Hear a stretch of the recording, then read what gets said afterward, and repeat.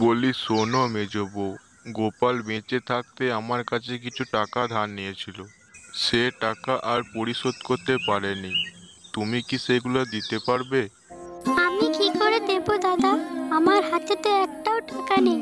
ওর চিকিৎসার পেছনে সব খরচ হয়ে গেছে। সেই কথা তো আমরা শুনবো না মেজো। টাকা না থাকলে তা অন্য কিছু দিয়ে পরিশোধ করো। আমার কাছে আর কি আছে দিদি, তা দিয়ে তোমাদের ঋণ পরিশোধ করব? ও তো তেমন কিছু রেখেও যায়নি। এই বাড়িটা তো আছে, হিসাব মতন তুমি এখন সব সম্পত্তির মালিক। তোমার এই বাড়ির অংশটা দিয়ে তা পরিশোধ করো। এ কি বলছেন দাদা? আমি কিভাবে বাড়ি দেবো? এ বাড়িতে তোমাদের তিন ভাইয়ের নামে লেখা।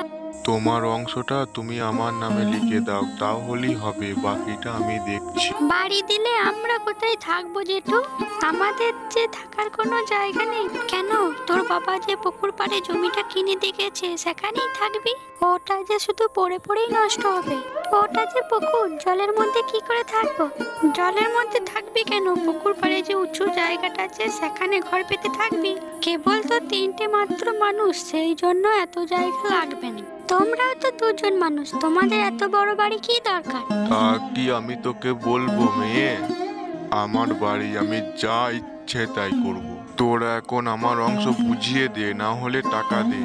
ওদের মুখের কথায় কোনো কাজ হবে না কো। তুমি মোড়ল মশাইয়ের কাছে যাও, সালিসি বসিয়ে জায়গা জমি আদায় করতে হবে। মৃত মানুষের নামে সালিশ বসানোর দরকার নেই দিদি। আমরা বাড়ি ছেড়ে চলে যাচ্ছি, আজ থেকে ওই পুকুর পাড়েই থাকবো। কিন্তু মা, পুকুর পাড়ে তো কোনো ঘর নেই, আমরা থাকবো কি করে? মোড়ল মশাইয়ের কাছ থেকে কিছু বাঁশ আর খড় চেয়ে আনতে হবে, তাই দিয়ে একটা কুড়ে ঘর তৈরি করবো। তাই করো, আজকে দিনের মধ্যে সব শেষ করে আমার বাড়ি থেকে বিদে হও। আমি আর ঝামেলা রাখতে চাই না।